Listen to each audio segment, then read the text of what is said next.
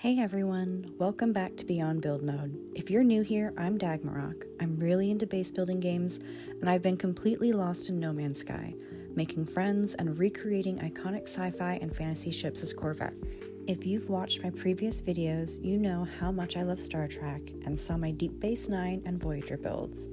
I've been waiting to do an Enterprise build until I found a method to create the saucer that didn't seem wildly complicated and still enabled me to create a fully usable ship interior. After watching a lot of different circle build tutorials, I decided to go with a simpler method even though it wouldn't result in a perfect saucer. And so my Enterprise NCC 1701D was born. Today's video is part 1 of a 3-part series where I'm breaking down my Starship Enterprise inspired Corvette build. This first episode is all about the stock structure, the bones of the ship, no decoration, no fancy interiors yet, just the core layout that everything else is built on. This is one of my most complex builds so far and resulted in a ton of footage. For ease of upload, I've broken it up into a 3-part series. The first episode is all about the stock structure, the bones of the ship. No decoration, no fancy interiors yet, just the core layout that everything else builds on. Parts 2 and 3 will go deeper into the fun stuff, the bridge, the shuttle bay, filling gaps, placing walls, and then finally a full tour of the finished, decorated Enterprise once everything's dialed in. A quick heads up before we dive in, this build does not use mods, but it does use a few very basic glitch building techniques, things like free placing windows and rotating halves.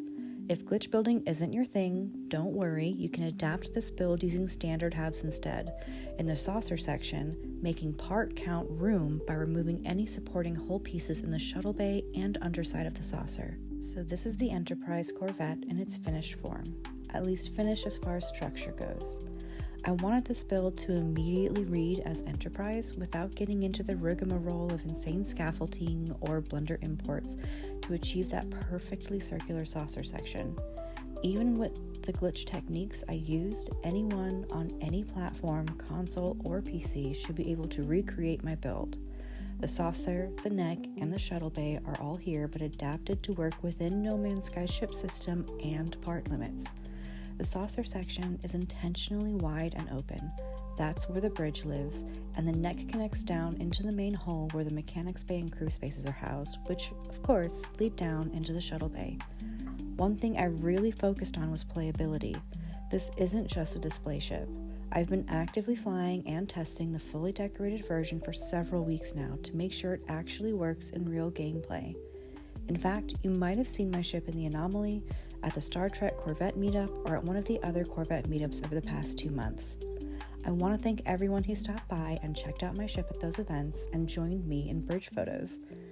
Because of all that testing, I made some important structural tweaks, like reinforcing the underside of the saucer so players don't fall through during warp or pulse, adding better bridge visibility, and improving access points around the ship. Alright, let's take a look at the ship. We start with the shuttle bay landing gear. This is your anchor point. Before placing your landing gear, keep in mind the full length of the ship from the entrance of the shuttle bay to the tip of the cockpit. You'll want to place the landing gear close enough to the Corvette build computer so that when you place the hull pieces that will make the shuttle bay ramp, they're 1 to 2 squares away from the base computer. If you don't get this placement right, you'll end up exceeding the physical build space when you get to the front section of the saucer, and you won't be able to place your final structural pieces, forcing you to start all over. Many of these halves are temporary support pieces that will allow us to easily place our hull pieces with the built-in snap points. We'll come back later in the video and remove them to make room for the shuttle bay interior. I opted to not turn the halves along the edge of the shuttle bay into habitable parts, but you can if you desire by adding a loading bay door on the first level of the shuttle bay after we remove the temporary support pieces. For this tutorial, I'm using a mix of 2 techniques. First is my reverse deconstruction method, where I break the ship down layer by layer and reverse the footage so you can clearly see how everything stacks together. I'll be adding clips of what parts I'm using as I go. And second, later in the series, I'll switch to live building for sections where alignment really matters, especially the bridge floor and window placement. This video is just about getting the foundation right, because if the structure works, everything else becomes way easier.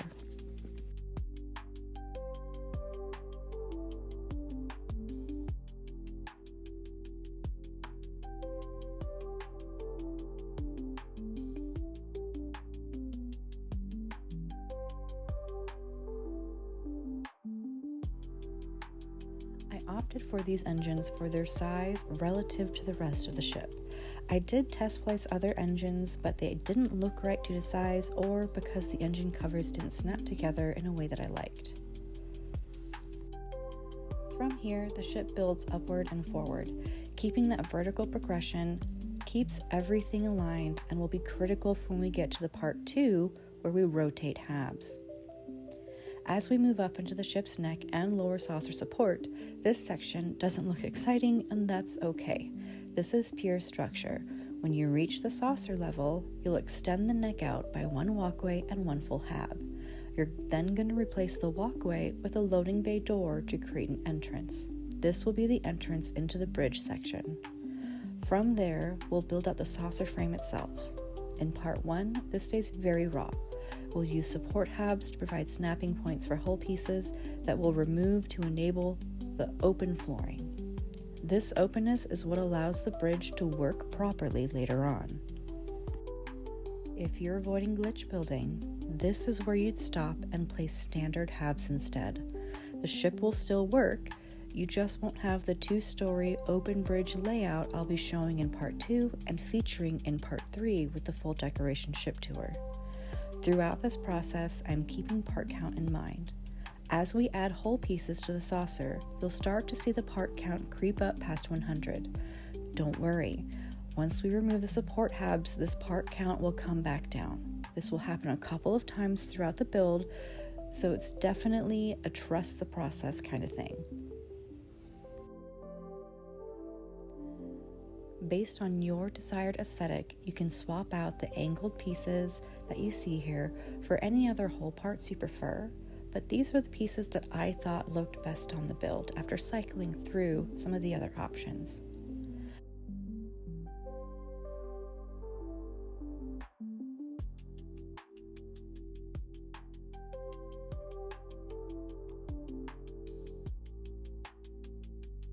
If you've followed along so far, you'll notice that we're now over 100 parts. So we're going to go through and we're going to start removing the structural filler pieces, and this will help bring that part count right back down. As you do this, just be mindful to not delete the whole pieces that you put underneath. If you do, that's all right. You can always pause a moment and re-add those pieces, but you may need to add the hab first before you add that whole piece back in order to get it to connect properly. You'll notice that I re-added a hab to the saucer rear entrance. While this part is temporary, you'll need it for proper alignment of the dance floor pieces. So make sure to keep the habs between the rear saucer entrance and the loading bay door for the bridge. This might include a walkway. Finally, reconnect the saucer with a temporary piece to enable the application or save. And then we'll work on the flooring.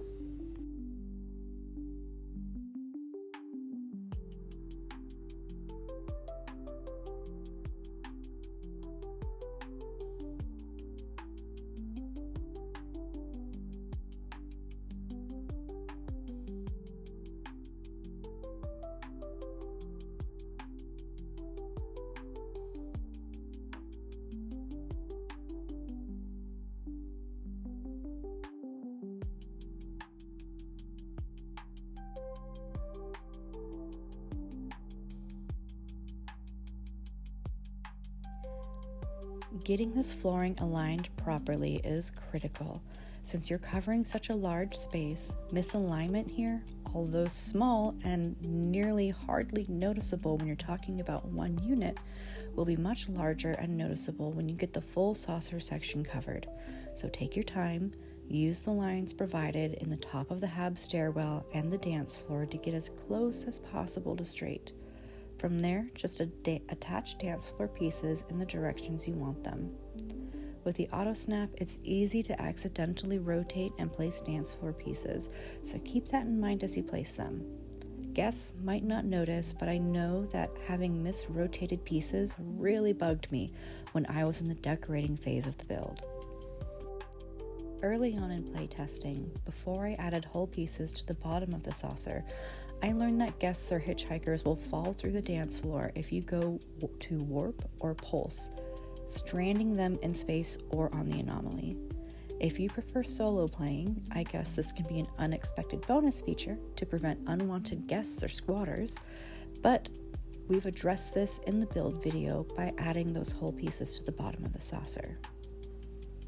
There are, however, areas of the ship that still suffer from this issue due to the part count limit, around the shuttle bay specifically, where we removed 2 bottom part halves in order to make room for our weapons.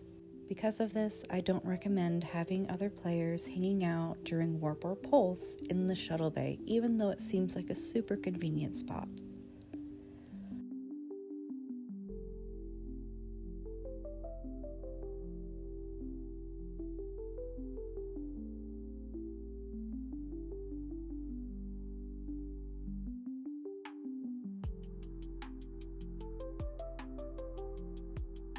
For the shuttle bay flooring and roof, I'm using the reverse deconstruction method to demonstrate the build because the live build footage was unfortunately lost. Just keep in mind my previous guidance about the importance of proper alignment. You can see here the open areas of the flooring of the shuttle bay where there are no hab or hull pieces.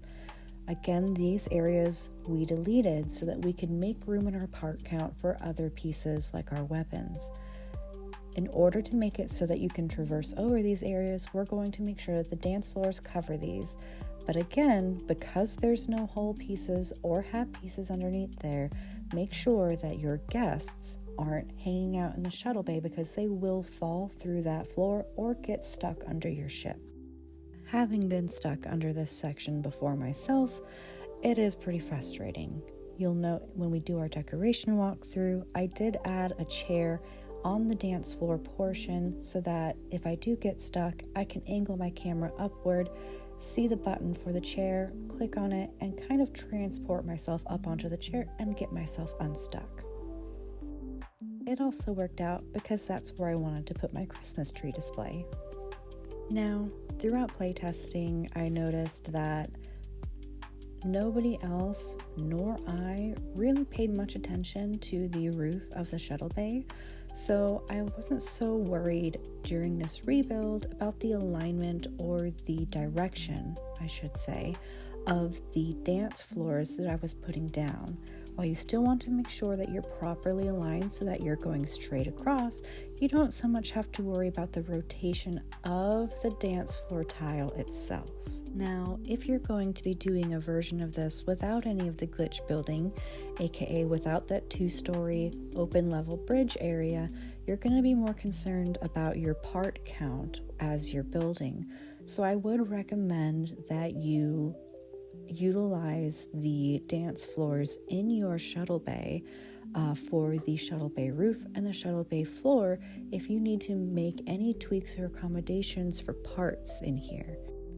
One of the things that I did learn during playtesting, though, was it got a little bit frustrating when you're trying to use the quick access saucer rear hatch to run up the neck using these hull pieces. So what I did was I utilized dance floors that were angled similarly to how I did in the shuttle bay. I also used the reverse deconstruction method to demonstrate the saucer roof because, again, I lost the footage, unfortunately. Because of this, you'll notice the rotated habs already in place on the bridge. Ignore these for now. I'll be showing you how to place those in part 2.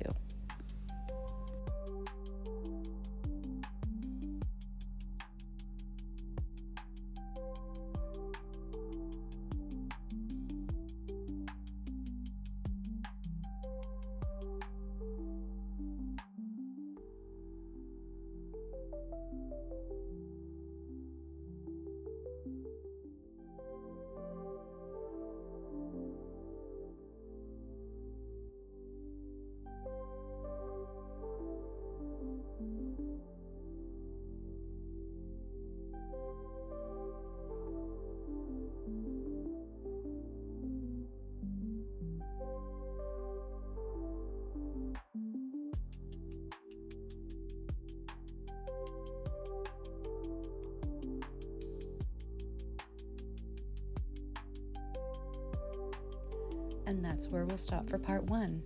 At this point, you should have a solid, early Enterprise-style Corvette structure. Nothing fancy yet, but everything exactly where it needs to be. In part 2, we'll tackle the heart of the ship, the bridge build, the shuttle bay, and I'll walk you through how to align the second floor's flooring, free place windows, and rotate habs using basic glitch techniques. If you want to follow along with the full build, make sure you're subscribed and go ahead and jump straight into part 2 once this video ends.